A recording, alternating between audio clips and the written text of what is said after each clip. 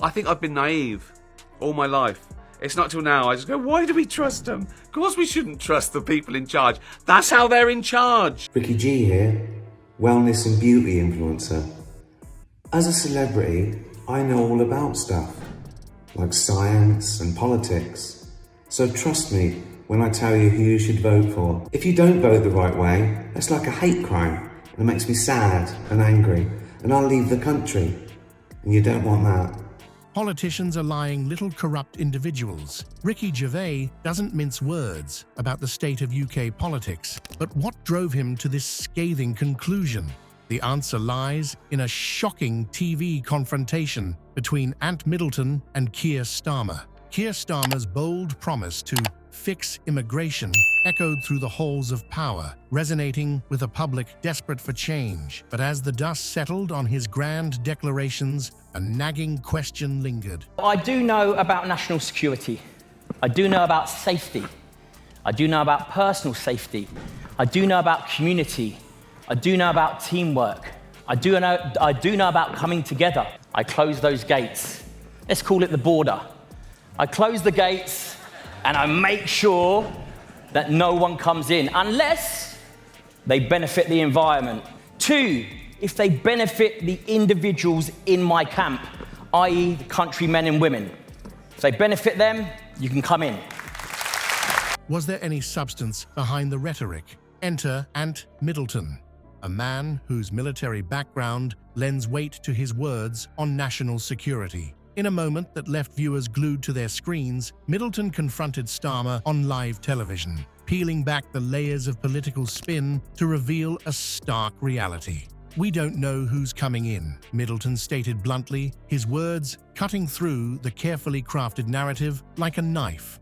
"They're not benefiting us as a nation." The studio fell silent, the air thick with tension, as Starmer visibly struggled to formulate a response. Middleton's critique wasn't just a difference of opinion, it was a full frontal assault on the credibility of Starmer's promises. Drawing on his Special Forces experience, Middleton painted a picture of UK borders in disarray, likening the situation to a military operation. And when I look at the borders, I'm almost disgusted that our Royal Navy, the best Navy in the world, no shadow of a doubt, we have the best Navy in the world. I make sure that people are safe and I start stripping them down. Okay, broken people come to me, I strip them down and I make them realize what they're capable of. We are on that edge where violence has hit the streets. We've all seen it. I don't need to mention what it is, we've all seen it. That's completely disorganized.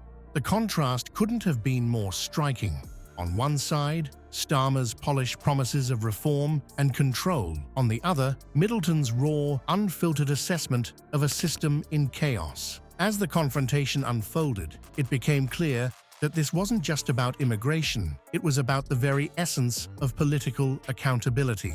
Viewers at home leaned in, many feeling a sense of vindication as Middleton articulated their long-held frustrations. The working class, in particular, found a voice in Middleton's pointed questions. People are asking, where's the help? Why are the working class getting hit harder while promises remain unfulfilled? This moment of truth on live television did more than just catch Starmer off guard. It exposed a fundamental disconnect between political rhetoric and the harsh realities faced by ordinary citizens. The public reaction was intense, with social media buzzing with clips of Starmer's deer-in-headlights expression as Middleton's words hit home. As the dust settled on this explosive encounter, a new narrative began to emerge. If Starmer couldn't handle the pressure of Middleton's questioning, how could he possibly navigate the complex challenges of leading a nation? The confrontation laid bare the gap between promises made on the campaign trail and the ability to deliver real, tangible results. In the wake of this public reckoning, Starmer's carefully constructed image showed signs of crumbling. The episode served as a stark reminder of the power of authentic voices like Middleton's to cut through political spin and demand real answers.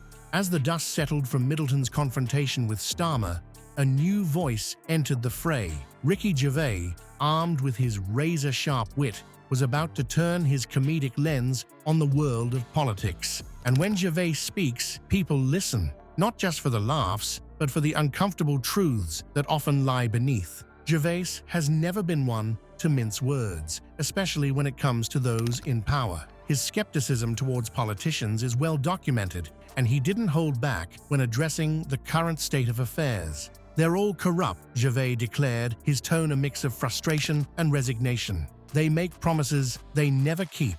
It's a sentiment that resonates with many, reflecting a growing disillusionment with political leadership. But Gervais isn't just throwing stones from the sidelines.